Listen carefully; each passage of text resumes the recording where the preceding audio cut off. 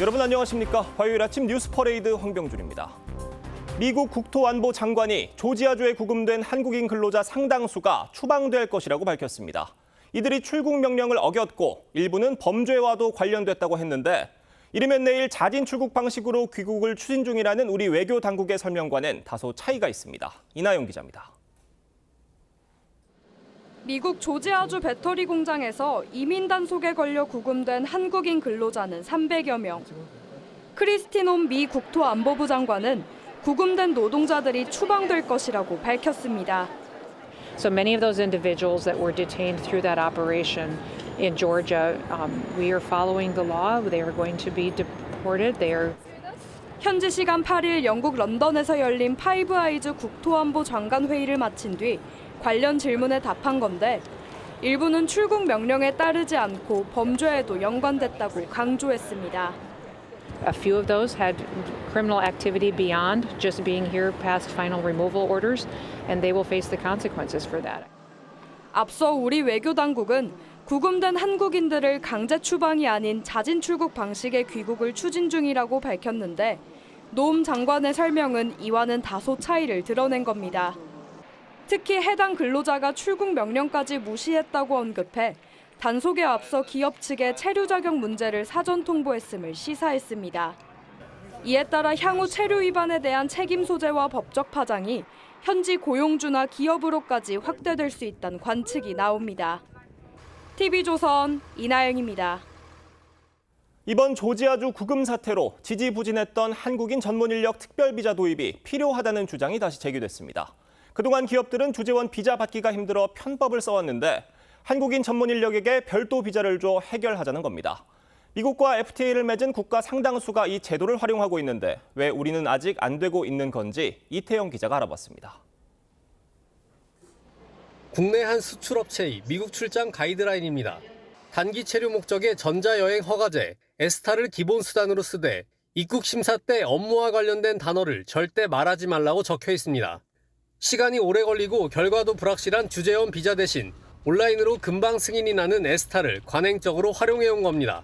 비자를 구하려면은 시간부터 오래 걸리고 시간이랑 돈을 투자했다고 꼭 받을 수 있는 것도 아니니까 먹고 살아야 하니까. 한국인 인력을 위한 전용 전문직 비자, E4 비자 제도가 필요하다는 주장이 나오는 이유입니다. 한미 FTA 협상 당시부터 우리 정부는 E4 신설을 요구해왔지만 관련 법안은 미국 의회에서 10년 넘게 계류 중입니다.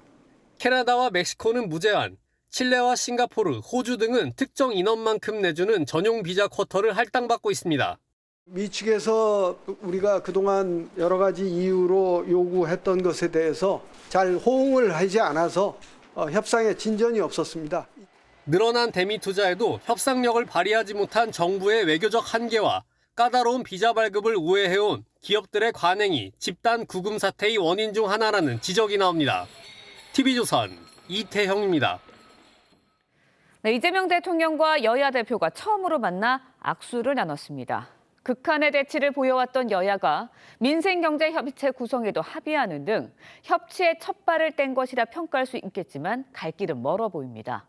국민의힘 장동혁 대표는 대통령에게 특검 연장과 내란특별재판부 관련법 거부권 행사를 요구했고 민주당 정청래 대표는 곧바로 내란 세력 척결을 주장했습니다. 최민식 기자가 보도합니다.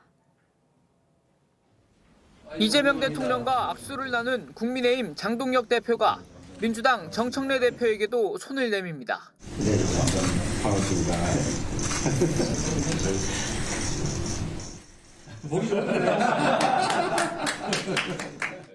민주당 정청래 대표는 악수도 사람과 하는 것이라며 국민의힘과 악수를 거부해왔습니다.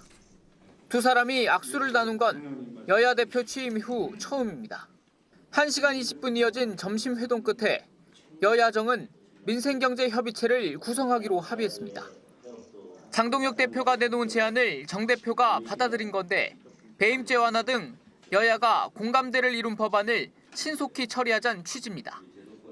정부와 여당과 야당 함께 머리를 맞댈 수 있는 소통 창구를 만들어주시고 야당을 통해 들리는 우리 국민들의 목소리도 최대한 많이 듣도록 노력하고 공평하게 반영될 수 있도록 노력하겠습니다. 하지만 특검 수사를 연장하는 더 센 특검법 개정안과 내란 특별재판부 설치 등을 놓고는 극명하게 대립했습니다. 대통령께서 과감하게 제2요구권을 행사해 주십사 하는 건의를 드립니다. 우리 국민들은 완전한 내란 종식을 바랍니다. 철저하게 척결하고 처벌의 역사의 교훈으로 남겨야 합니다.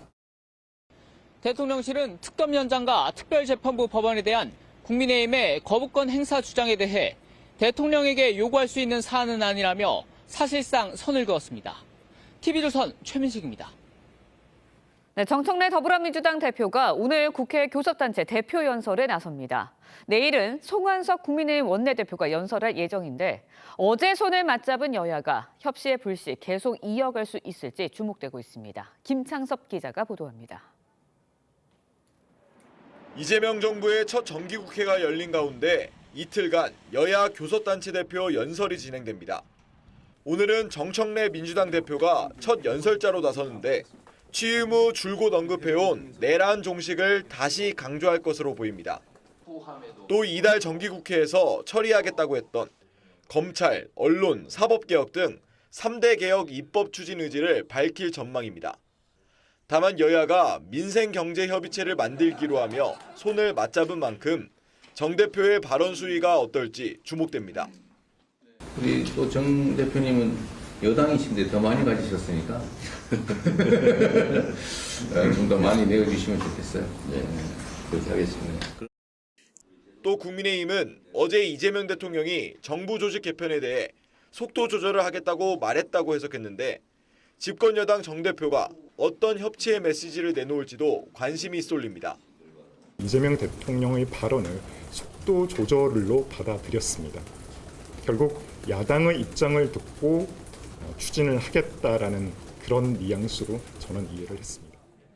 오늘 본회의에는 불법 정치 자금을 받은 혐의로 구속영장이 청구된 권성동 국민의힘 의원에 대한 체포동의안도 보고됩니다.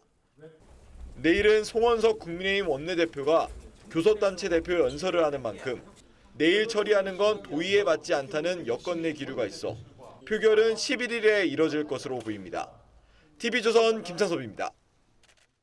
네, 민주당이 이른바 내란 특별재판부 추진에 속도를 내는 가운데 당 내부에서 처음으로 공개 비판이 나왔습니다.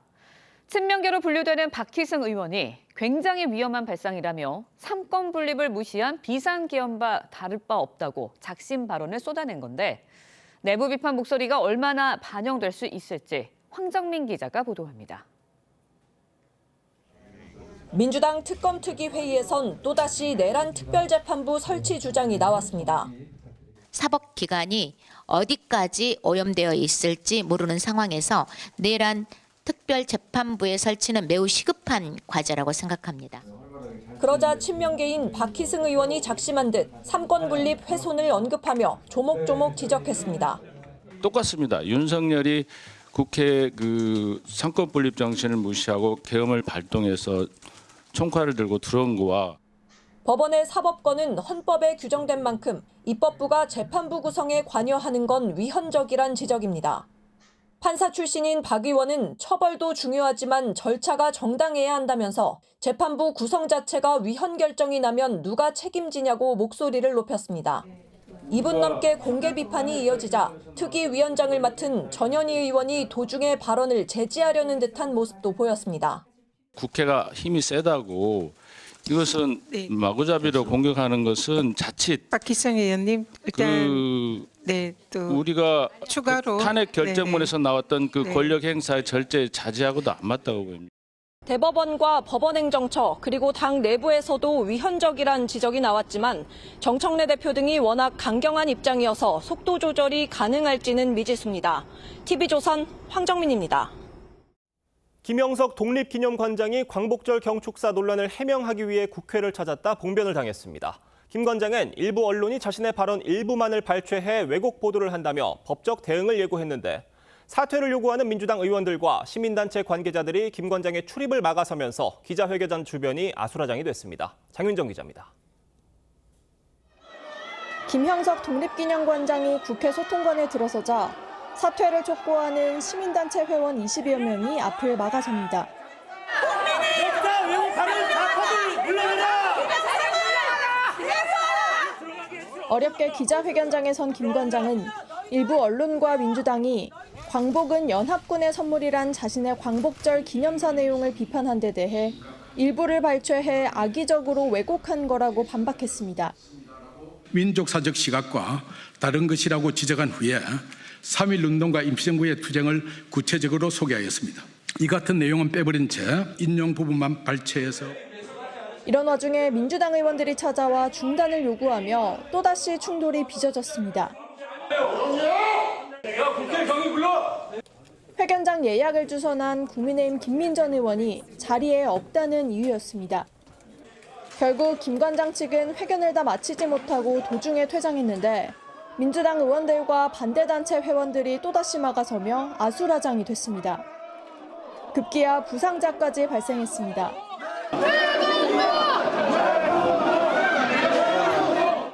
사과, 사죄부터 시작하십시오.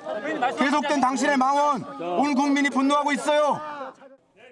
김 관장과 함께 기자회견에 참석한 시민연대 대표 우승정 씨는 자신과 생각이 다르다는 이유로 폭력을 통해 기자회견을 막으려 한 건 부적절하다고 지적했습니다.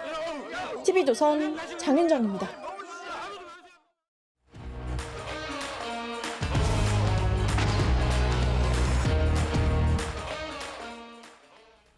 네, 정치권 소식 짚어보는 아침의 맞소 시간입니다. 김상일 전 민주당 부대변인, 최병목 정치평론가 나오셨습니다. 안녕하세요. 안녕하세요. 전해드린 대로 이재명 대통령과 여야 대표가 어제 오찬 회동을 하고 협치의 첫 발을 뗐습니다. 영상으로 보겠습니다. 네, 감사합니다. 반갑습니다.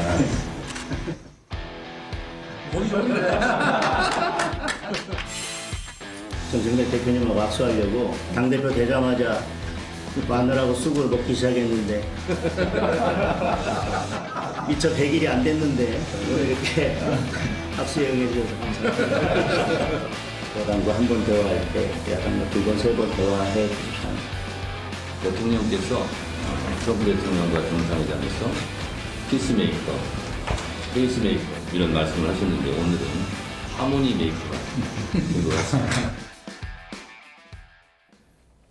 도대체 언제 할 거냐던 여야 대표의 그 악수 어제 했습니다. 화기애애한 분위기 속에 회담이 시작이 됐고 농담도 주고받았는데 이재명 대통령과 여야 대표가 손만 모았지 뜻을 모으진 못했다라는 지적이 나오고 있습니다. 어떻게 보셨습니까? 글쎄 아직 전체적인 평가를 하기에는 좀 이르지 않나 싶습니다. 예. 장동혁 대표가 요구사항을 이제 5가지로 정리를 해서 단독 회동 때 이재명 대통령한테 전달을 했다고 하니까 예.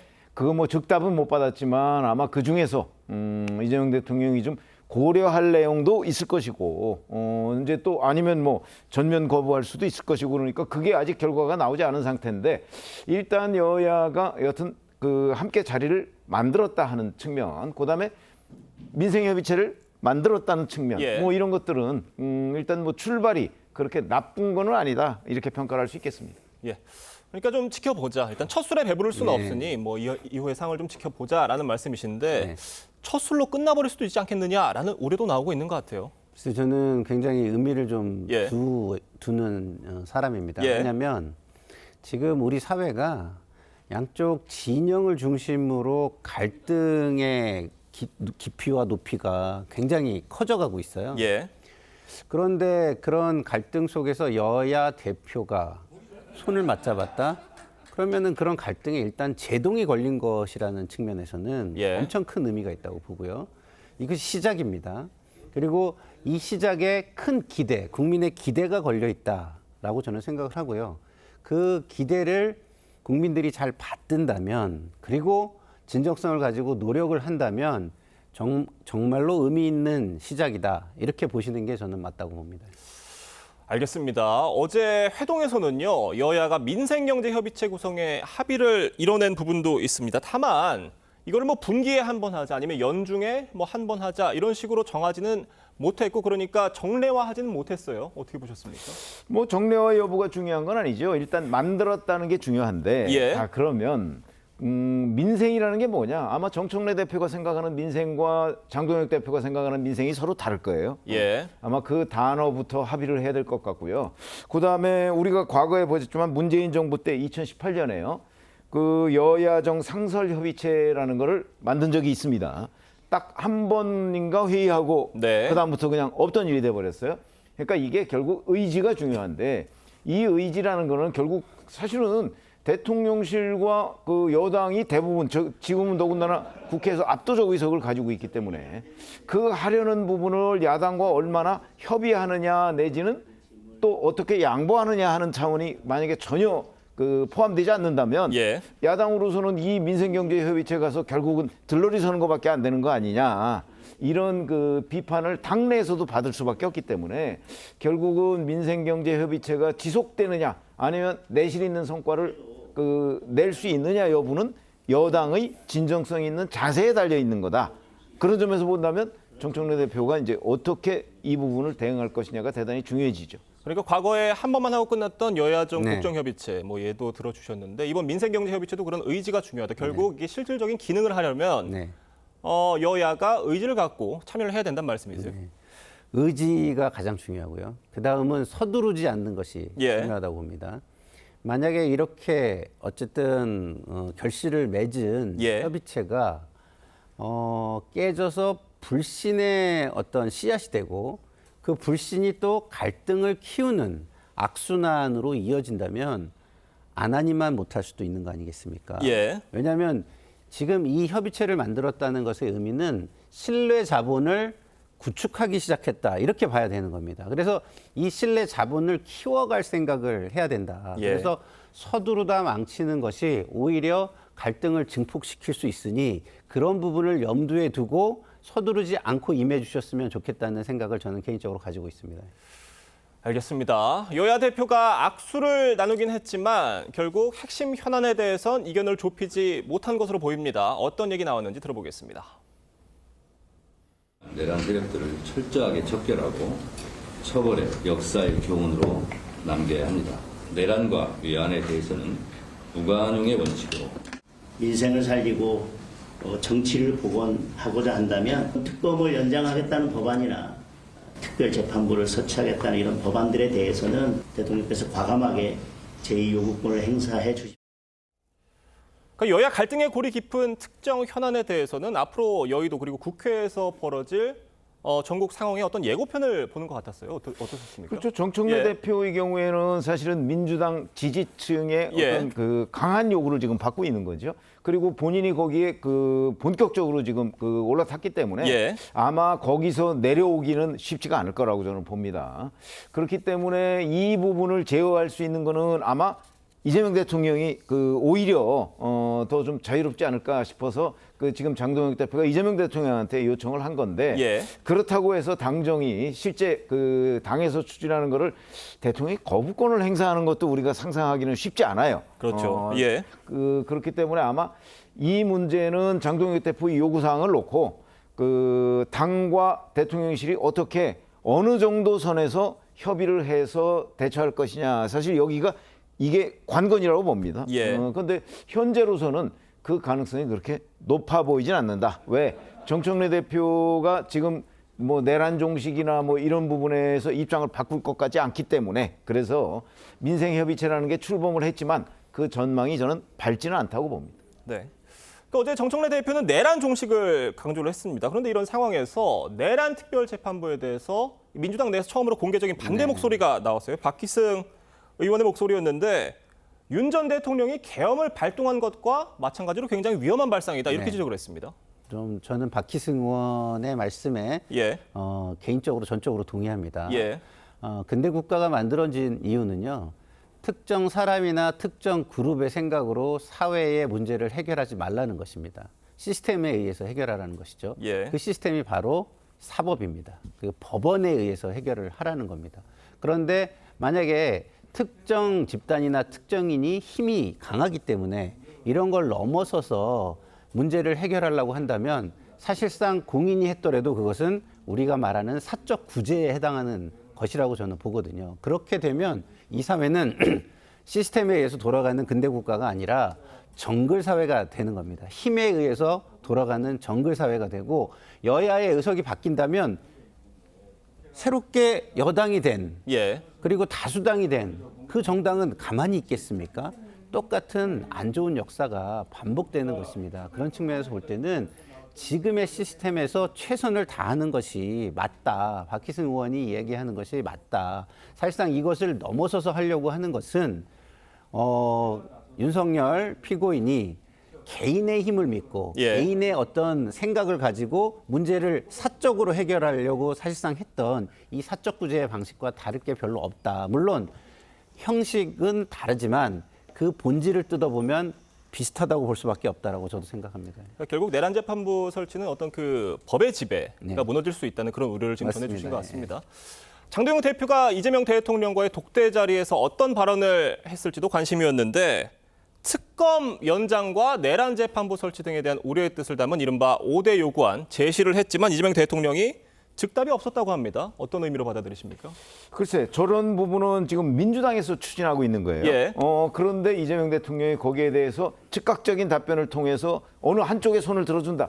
쉽지 않을 거고요. 민주당에서 저런 걸 추진할 때도 아마 이재명 대통령실의 그 의견을 이리저리 들어봤을 거예요. 그렇기 때문에 지금 장동영 대표의 요구를 아마 즉석에서 뭐 이렇다 저렇다 얘기하기는 어려울 거고 약간의 검토할 시간이 좀 필요한 것 아닌가. 근데 그 검토 여부에 따라서 장동영 대표가 앞으로 이재명 대통령과의 회담에 계속 응할지 그 공간을 확보할 수 있을지. 왜냐하면 지지층은 아무런 그 성과도 없는데 그 자꾸 가서 들러리만 서는 것 아니냐 이런 비판에 휩싸일 가능성이 있거든요. 그래서 대통령의 답변이 굉장히 중요해진다 이렇게 생각합니다. 그러니까 이번 독대 요청은 장동혁 대표의 요청이 받아들여져서 이루어진 거잖아요. 이 장동혁 대표가 이번 독대를 통해 얻은 게 있다면 뭐라고 보시고 이런 장동혁 대표 좀 어떻게 평가하십니까?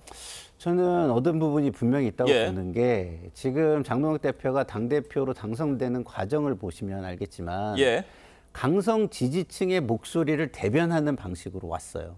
근데 거기에서 만약에 물꼬를 틀어서 중도를 향해서 나가려면 뭔가 계기가 있어야 되는 거 아닙니까? 요번 단독 그 회동이 대통령과의 단독 회동이 그 물꼬를 터준 셈이 됐다라고 저는 생각하고요. 그거를 잘 활용한다면 갈등으로 치닫는 정치의 복원의 방향 그리고 중도층으로 확장해 나가는 방향으로 장동혁 정치의 방향을 바꿀 수 있는 계기가 됐다. 그런 점에서 볼 때는 어제 헤어스타일도 굉장히 저는 인상적이었습니다. 아, 그렇습니까? 헤어스타일도 보세요. 굉장히 강한 이미지를 주려고 한 헤어스타일에서 굉장히 뭔가 뭐랄까요? 좀 이렇게 낮은, 겸손한 그리고 다른 사람과 이렇게 함께 하려는 듯하는 이미지를 주기 위해서 노력했다는 것이 저는 느껴졌거든요. 그런 측면에서 본다면 그동안에 우리 국민이 우려했던 갈등의 정치가 정치의 복원이라는 기대로 좀 바뀌는 계기를 만들었다는 점에서 저는 성과가 있었다 이런 생각이 듭니다. 알겠습니다. 다음 소식도 짚어보겠습니다. 성비위 파문으로 지도부가 총사퇴한 조국혁신당이 비상대책위원회 구성을 두고 진통을 이어가고 있습니다. 조국 전 대표의 등판 여부를 두고 갑론을박이 이어지고 있는데 관련 얘기 들어보겠습니다. 이번 주 안에 당무위원회를 개최할 것이고 비대위를 출범시킨다라고 하는 이야기입니다. 정도로 말씀드릴 수 있습니다.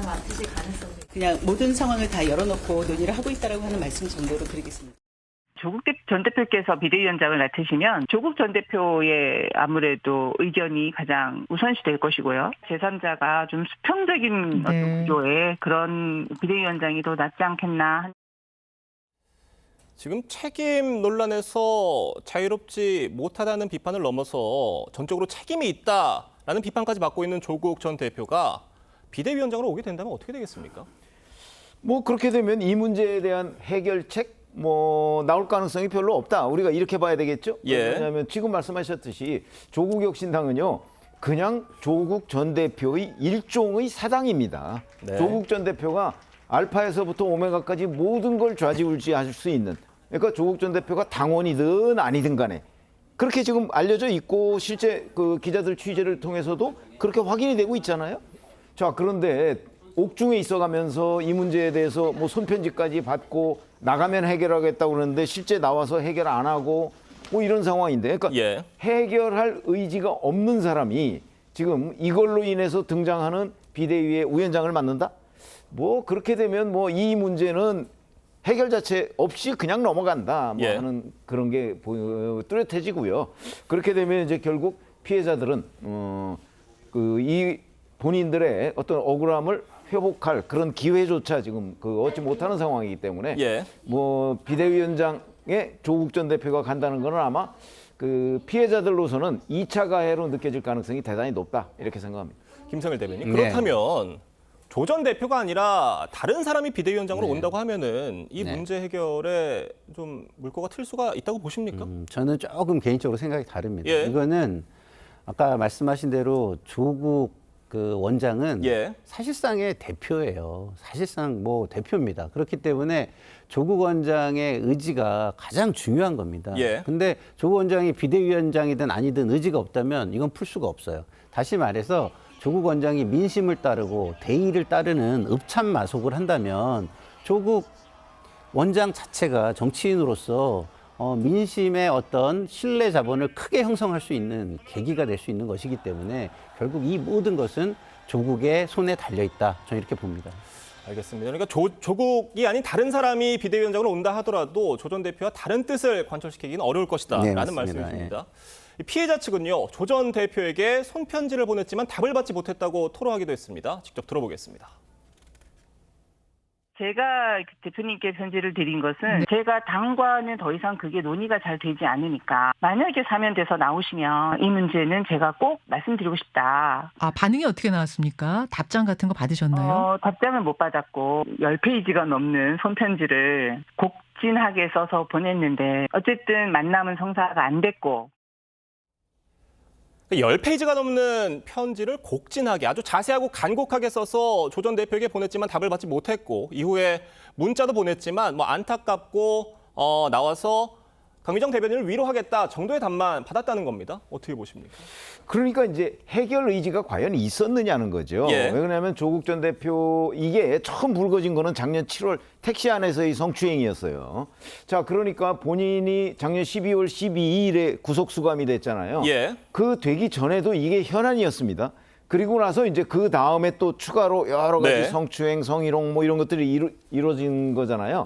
그러니까 그동안에 또 당무 보고도 여러 차례 받았고요. 그다음에 이제 손편지까지 받아서 이 전말에 대해서도 본인이 잘 알고 있는데 자, 그런데 아무런 답변을 주지 않았고 해결 의지를 보이지 않았단 말이죠. 이렇게 되면 당연히 지금 뭐 조국 전 대표가 이 문제를 정말 해결할 생각이 있었던 거냐.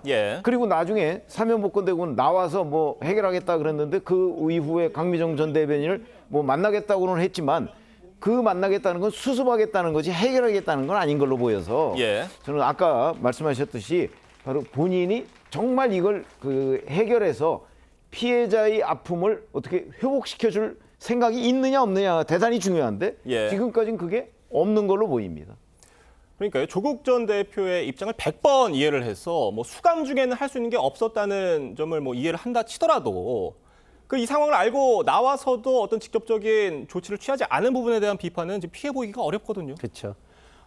정치라는 것이 국민을 위한 것인데 자기를 위한 것이 돼버리면 자기의 권력과 자기의 조직, 자기의 측근을 유지하는 게 중요해지기 시작합니다.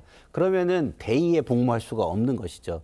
그런 것이 그동안 조국 원장이 가지고 있던 가장 큰 딜레마라고 저는 생각합니다. 그 딜레마가 무엇이냐면 위선의 아이콘이라는 이미지입니다.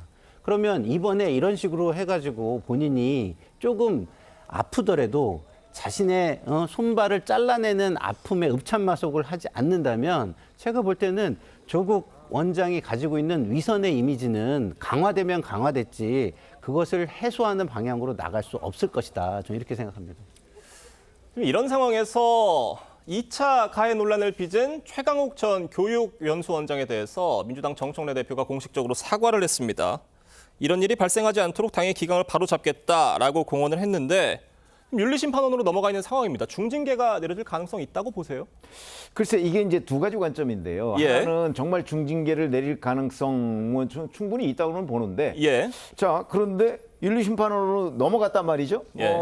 잘 아시다시피 사실은 지난번에 이춘석 전 법사위원장 사태 때는 바로 제명 처분해버렸어요. 예. 본인이 탈당을 했는데도 바로 그 다음날 제명을 그렇죠. 했거든요. 예. 근데 지금 정청래 대표가 임명한 그 최강욱 전 의원에 대해서는 그렇게 하지 않았어요.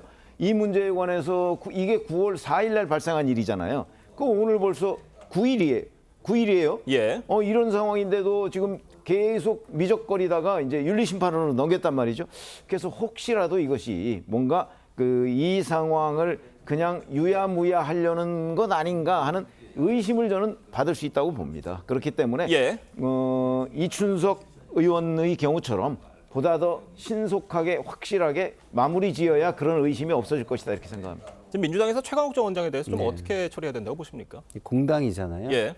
공익을 위해서 처리를 해야 맞죠. 예를 들어서 최강욱 전 원장이 됐죠. 예. 전 원장을 위한 어떤 특혜적 어떤 처리가 이루어진다면 공당으로서의 위상과 신뢰가 훼손될 것이다. 저는 이렇게 봅니다. 알겠습니다. 오늘 두 분 말씀은 여기까지 듣겠습니다. 감사합니다. 오늘 전국 대부분 지역에 비 소식이 있습니다. 특히 남부지방은 호우주의보가 발령되면서 돌풍을 동반한 강한 비가 예보돼 있습니다. 서울 광화문 광장에 나가 있는 취재기자 연결합니다. 허유하 기자, 출근길 날씨 상황 전해주시죠. 네, 서울은 밤새 빗방울이 내렸다 그치다를 반복했는데 지금은 그치고 구름만 잔뜩 낀 상태입니다. 오늘 서울을 제외한 전국 대부분 지역에는 비 소식이 있겠습니다. 현재 남해안에 정체전선이 머물고 있어 내일까지 비가 내렸다 그쳤다를 반복하겠습니다. 충청 남부에 5에서 30mm, 영남 내륙엔 최대 60mm의 비가 예보돼 있습니다. 특히 호우주의보가 발효된 나주와 해남, 영암을 비롯한 전남 남부에는 내일까지 최대 120mm 이상의 많은 비가 쏟아지겠습니다. 이 밖에도 남해안과 제주도에 돌풍과 함께 시간당 30mm 안팎의 강한 비가 쏟아질 가능성이 있습니다. 지역에 따라 비가 짧은 기간 많이 내리는 국지성 호우가 내릴 수 있는 만큼 침수 피해는 물론 산사태 등 안전사고에 유의하셔야겠습니다. 심각한 물 부족 사태로 재난 사태가 선포된 강릉에는 오늘도 비 소식이 없을 걸로 전망됩니다. 강원 지역은 지역에 따라 0.1mm 미만의 적은 강수량만 예보된 상태입니다. 지금까지 서울 광화문 광장에서 TV조선 허유아입니다. 네, 물이 가득 찬 평창 도암댐의 모습입니다. 그동안 수질 오염으로 방류가 중단된 상태였는데요. 최근 최악의 가뭄을 겪고 있는 강릉 지역에 강제 제한 급수가 시행되는 등 주민들의 불편이 심화되자 24년 동안 방류가 중단됐던 도암댐의 물을 끌어와 쓰는 방안이 추진되고 있습니다. 이승훈 기자가 보도합니다. 강릉에서 서쪽으로 15km 떨어진 도암댐. 높은 수위까지 가득 찬 저수량은 3천만 톤에 달합니다. 도암댐은 1990년 남한강 최상류 송천에 발전을 위해 건설됐습니다. 물을 가뒀다가 15.6km 관을 통해 강릉 수력발전소로 보내 전기를 생산한 뒤 강릉 남대천에 흘려보내는 방식입니다. 도암댐 물은 대관령 일대 목장의 가축 분유와 고랭지 밭의 농약과 토사가 섞여들면서 환경 문제가 불거져 2001년 3월부터 방류가 중단됐습니다. 하지만 가뭄이 계속되자 관로 안에 있는 15만 톤의 물을 하루 1000톤씩 남대천에 방류한 뒤 600m 떨어진 상수원인 오봉저수지로 끌어올리는 방안이 추진되고 있습니다. 환경부가 최근 관로 안의 물을 검사한 결과 1급수에 해당하는 것으로 나타났습니다. 팔당하고 거의 비슷하고 지금 상수원으로 사용하고 있는 낙동강이나 영산강에 비하면 훨씬 좋죠. 이에 강릉시의회는 방류수를 받아야 한다는 의견을 냈고 강릉시는 전문가와 시민 의견을 수렴한 뒤 최종 수용할 방침입니다. 검증을 한 번은 더 해봐야 하는 게 맞을 것 같아서 끝나고 공식적으로 수용 여부를 이제 발표할. 방류구와 오봉저수지를 연결하는 펌프는 미리 설치한다는 계획입니다. TV조선 이승훈입니다. 네, 지인을 때려 숨지게 한 뒤 시신을 차량에 둔 채 3개월 넘게 방치한 50대 남녀 3명이 경찰에 붙잡혔습니다. 이들은 빌려간 돈 400만 원을 갚으라며 피해자를 5시간 동안이나 끌고 다니며 무자비하게 폭행했는데 유기한 시신에서 냄새가 나지 않게 소독약까지 뿌린 것으로 드러났습니다. 김태준 기자가 보도합니다. 어두운 새벽 골목길 승합차에서 내린 형사들이 나무 뒤로 뛰어가 한 남성을 붙잡아 나옵니다. 잠시 뒤 길을 걸어오는 여성에게도 다가가더니 수갑을 채웁니다. 체포된 50대 남녀는 지난 5월 중순 다른 남성 한 명과 함께 차량 안에서 여성을 폭행해 숨지게 한 혐의를 받고 있습니다. 이들은 빌려간 돈 400만 원을 갚으라며 5시간이나 피해자를 끌고 다니며 때린 것으로 파악됐습니다. 피해자가 숨지자 시신을 유기하려다 실패하고 무안의 한 시골 마을 공터에 차량과 함께 3개월 넘게 방치했습니다. 공범 한 명이 살던 마을이었는데 냄새가 나지 않게 소독약을 뿌리기도 했습니다. 차에 냄새 안 나게 접지도 하고 막 했었어요. 냄새 나고 하면 알아버리잖아요. 하지만 양심의 가책을 느낀 공범이 범행 사실을 주변에 털어놓으면서 덜미가 잡혔습니다. 그것이 그 생각을 한 거예요. 그 장모님한테. 내가 이래서 살인에 연루된 것 같다. 경찰은 살인과 사체 유기 혐의로 50대 남녀 3명에 대해 구속영장을 신청했습니다. TV조선 김태준입니다.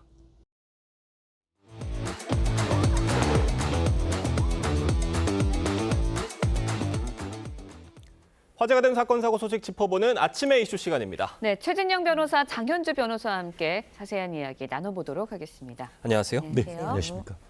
네, 김건희 특검팀 소식 먼저 짚어보겠습니다. 김상민 전 검사가 김건희 여사에게 공천 청탁 대가로 전달한 것으로 의심하고 있는 이완 화백의 그림이 가짜라는 감정 결과가 나온 것으로 전해졌습니다. 그런데 문제는 김 전 검사가 이 그림을 구매했을 당시에는 진품이었다면서요? 참 굉장히 어려운 전문적인 영역이 아니겠습니까? 뭐 법원 같은 경우에도 1심 판결, 2심 판결 다른 것에 비유할 수 있을지 모르겠습니다만 아무튼 결론적으로 지금 그 특검이 우리나라에서 가장 감정에서 최고의 권위라 할 수 있는 한국화랑협회 감정위원회에 한 번도 아니고 2번을 의뢰했는데 2번 모두 이것이 가짜다, 위작이다라는 판정이 나와서 지금 논란이 되고 있는 것 같습니다. 말씀드린 것처럼 지금 공천 대가와 관련해 가지고 이게 이완 의원의 그 작가의 그림이 어디서 나왔습니까? 이게 그 김건희 여사의 오빠의 그 장모 집에서 나오는 건 아니겠습니까? 그거를 가지고 이게 말씀드린 것처럼 어떤 대가성이 있는 것이 아니라 수사를 하는 과정에서 진품을인지 여부를 확인했는데요. 지금 말씀드린 것처럼 화랑협회 같은 경우에는 유통 경로라든가 서명, 재료 이런 부분을 종합적으로 검토를 했을 때에 위작이다라고 판단을 했습니다. 그 유통 경로가 흥미로운데요. 이 부분이 처음에 나온 것이 2022년 한국이 아니고 대만에 있는 그 경매장에 나왔다고 합니다. 그때 최초 가격이 한 250만 원 내지 450만 원, 상대적으로 상당히 저렴한 가격 아니었습니까? 그런데 그것이 경매하는 과정에서 한 3,500만 원 정도의 경락이 됐고 그것이 그다음에 한국으로 들어오면서 몇 손 거치면서 1억 원 가까이 그 돈을 줬다라는 그런 경로를 봤을 때도 이것이 위작이다라는 근거가 됐던 것이고 그 외에도 여러 가지 어떻게 보면은 작품이라든가 어떤 전문가들의 어떤 그 시료 이런 부분을 봤을 때 위작일 가능성이 높다라고 판단을 한 것 같습니다.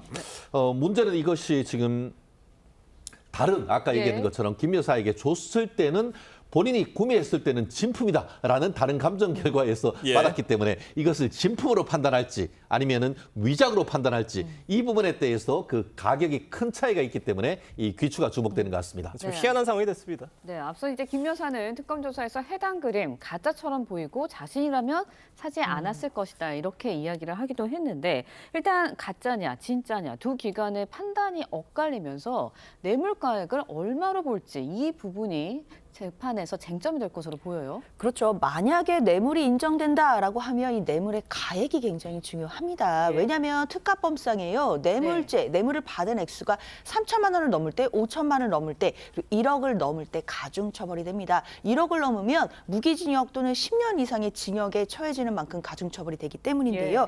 그렇기 때문에 법원에서도 뇌물 가액을 산정하는 것을 엄격하게 처리를 합니다. 이때는 기준이 될 수 있는 게 당연히 실제 감정가 기준이 될 될 수 있을 것으로 보이기는 하는데요.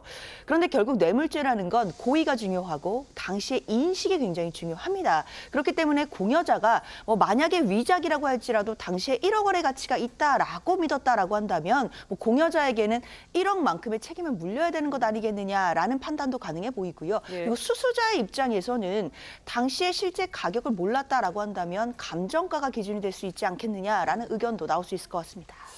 김상민 전 검사 오늘 소환 조사를 앞두고 있는데 결국 특검팀은 김 전 검사의 이 그림에 대해서 대가성이 있다고 보고 있는 것 같아요.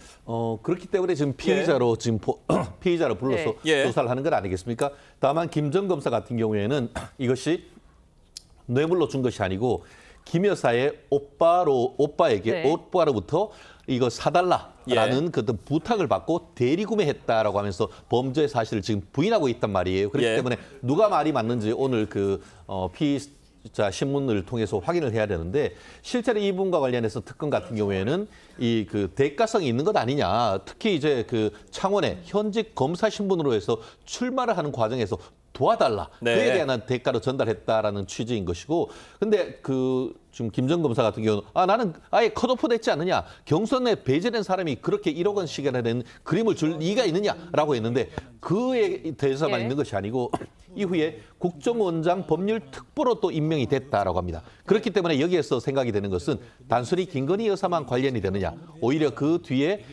윤석열 전 대통령도 이 부분에 대해서 인식을 하고 그와 같은 인사에 관여하지 않았느냐라는 생각을 어떤 추적 의심을 하면서 뇌물죄로 지금 의율을 하려는 것 아니겠습니까? 그렇기 때문에 이 부분에 대해서 오늘 지금 특검의 수사 결과가 주목되는 것 같습니다. 네, 뭐 정황상 결론적으로 보면은 앞서 이제 목걸이와 금버부비 그리고 이후한 화백의 그림까지 매간 매직의 대가로 보이는 정황들이 드러난 상황이거든요. 이제 오늘 서희건설의 매간 매직 의혹과 관련해서 한덕수 전 국무총리 소환될 예정으로 알려져 있습니다. 이제 앞으로 김건희 여사에 대한 관련한 수사 어떻게 진행이 되나요? 일단 한덕수 전 총리를 부른다라는 것은 그 서희건설 회장이 자신의 사위에 대해서 인사청탁을 하기 위해서 목걸이 등을 건넸다라는 의혹에 대해서 살펴보기 위한 것으로 보입니다. 결국 본인의 사위가 국무총리 비서실장이 되는 과정들이 있었기 때문에 당시 국무총리였던 한덕수 전 총리를 불러서 당시 비서실장을 선임하게 된, 임명하게 된 아마 경위를 따져 물어보지 않을까라는 생각들이 드는데요. 그렇다면 그 과정을 확인을 한 후에 과연 김건희 여사와 관련된 이 매간 매직 의혹들이 실체에 부합하는지 여부를 특검이 확인하고 있다는 생각이 들고, 이것 말고도 지금 매간 매직과 관련된 의혹들이 여러 갈래로 제기되고 있기 때문에 관련자들을 소환한다든지 여러 가지 경로를 통해서 특검은 증거를 수집할 것으로 보입니다. 알겠습니다. 특검의 수사 속보는 추후에 더 논의해 보도록 하겠습니다. 다음 소식으로 넘어가 보겠습니다. 노만석 검찰총장 직무대행이 검찰청을 폐지하는 정부조직법 개정안과 관련해 그간의 검찰의 잘못도 있었다고 말해서 검찰 내부에서 반발이 나오고 있습니다. 목소리 들어보겠습니다. 헌법에 명시되어 있는 검찰이 법률에 의해서 지금 개명당할 위기에 놓였습니다. 하지만 이 모든 것이 우리 검찰의 잘못에 기인한 것이기 때문에 저희들 그 점에 대해서는 깊이 반성하고 있습니다. 지금 검찰청장 직무대행입니다. 노만석 직무대행이 검찰청 폐지에 대해서 검찰의 잘못에 기인한다. 이렇게 얘기를 한 거예요? 인식이 너무 안일하다. 지금 개명한다 이렇게 얘기를 했는데 아니 지금 사망 선고를 앞두고 있는 사람이 이름만 바꾸는 개명이다라고 그 상황을 판단한 것 자체에 대해서 지금 제대로 판단하고 있는 것인지에 대한 의문을 제기할 수밖에 없고요. 더불어서 이것이 검찰의 잘못이라 하는데 앞에 있는 말이 더 중요합니다. 이 모든 것이 우리 검찰의 잘못에 기인한 것이다라고 얘기하는 것 자체가 과연 검찰 내에서 그 말이 맞는 것인지, 본인이 평생 검찰로 살아왔는데 그러면은 검사가 역사와 국민들 앞에 대역죄를 벌였다는 것을 스스로 자백하는 것인지 이런 얘기가 나오지 않을 수밖에 없는 것 아니겠습니까? 저희 같은 경우에도 실무가로서 검찰이 있기 때문에 실제로 굉장히 많은 사건을 고소고발, 피의 사건을 검찰을 통해서 해결을 해오고 그런 부분인데 이제는 이 모든 것이 검찰이 때문이다라고 스스로 이것을 어떻게 보면 꼬리를 내리는 이런 상황을 보면서 사법부의 독립, 준사법기관으로서의 독립이 어디로 갔는지에 대해서 비판하지 않을 수가 없는 것 같습니다. 네, 노만석 직무대행이 이제 자성의 목소리를 낸 것에 대해서 검찰 내부에서는 검찰 수장인데 외풍을 막아주지는 못했다라는 반발이 일어나고 있다고 하는데 내부의 반응 어떻게 보세요? 그렇죠. 이제 검찰 내부에서는 지금과 같은 시국에 힘이 빠진다라는 분위기도 좀 있는 것 같고요. 예. 특히 이제 검찰의 수장으로서 외풍을 좀 막아줘야 되는 것 아니냐라는 목소리도 예. 나오는 것으로 보이긴 합니다. 그런데 일단 검찰 개혁의 시위는 이제 당겨졌다라고 봐야 될 것 같고요. 그 과정에서 앞으로 1년 정도의 유예 기간이 있기 때문에 검찰이 과연 검찰 개혁 과정 속에서 어떤 역할을 할 수 있을지에 대한 또 성찰도 필요한 시기가 아닌가라는 생각 듭니다. 퇴직 검찰 모임입니다. 검찰 동호회에선 검찰청을 정보조직법 개정안으로 폐지하는 건 위헌 소지가 있다라는 지적을 했다고 합니다. 어떤 근거가 있는 주장입니까? 그렇습니다. 제가 봤을 때 저뿐만 아니고 많은 그 법률가, 헌법학자들도 이것은 위헌이다라고 얘기를 하지 않습니까? 헌법의 최고 법률성을 부인하는 것이죠. 한마디로 헌법 89조에는 검찰총장, 합참의장, 국립대학 총장 등은 국무회의 심의를 거쳐서 대통령이 임명하도록 돼 있어서 검사는 헌법기관임이 명백합니다. 그런데 그것을 하위법이라고 할 수 있는 공소청법으로 해서 바꿔버린다라고 하는 것은 그거는 법률로서 상위기관은 헌법을 폐지하는 건 아니겠습니까? 그렇기 때문에 지금 그 법원 행정처에서도 이와 같은 부분에 대해서 문제를 제기하는 것이고 그 법률가들로서도 이 부분에 대해서는 엄청난 문제를 제기하는 것 같은데요. 공소청이면 공소청장이어야 되지 어떻게 검찰총장이 되겠습니까? 그 자체로서 위헌 법률이라는 것이 입증되는 것이다라고 생각하기 때문에 여전히 남은 시간 동안 국회와 정부 여당에서 제대로 된 법을 만들기를 요청드립니다. 네, 검찰청 폐지 현실화에 따른 파장까지 잘 짚어봤습니다. 두 분 말씀은 여기까지 듣겠습니다. 감사합니다. 고맙습니다. 이스라엘 예루살렘에서 팔레스타인 출신 무장 괴한의 무차별 총격으로 최소 6명이 숨졌습니다. 이스라엘군은 하마스의 항복을 촉구하면서 가자 지구에 대한 대규모 공습을 이어갔습니다. 이루라 기자의 보도입니다. 정차한 버스 사이로 총성이 울리고 놀란 시민들이 황급히 몸을 피합니다. 현지 시간 8일 이스라엘 예루살렘 북부 라모트 인근 버스 정류장에서 괴한 2명이 버스에 타고 있던 시민들을 향해 총을 쐈습니다. התחנה הייתה כמובן מלאה בהמולה של אנשים, פתאום מתחיל לשמוע צרור יריות, בהתחלה קטן, ורק אולי אחרי 2-3 שניות פתאום מישהו צעק פיגוע ואנשים התחילו לרוץ.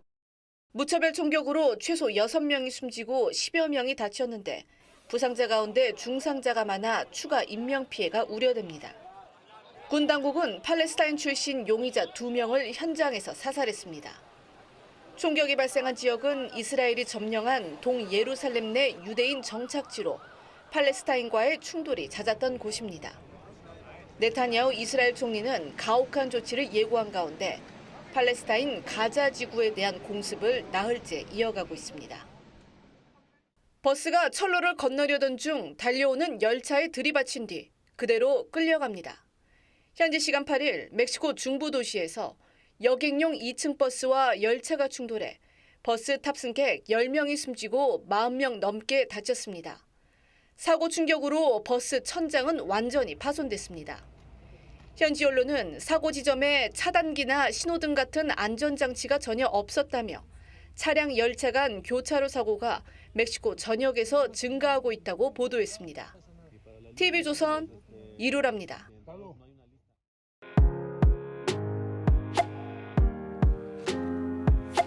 네, 렌즈에 담긴 그 순간 그 의미를 짚어보는 시간이죠. 사진 기자가 선택한 아침의 한 장입니다. 오늘은 조선일보 사진부 장련성 기자와 함께합니다. 안녕하세요. 오늘 아침에 볼 사진 어떤 건가요?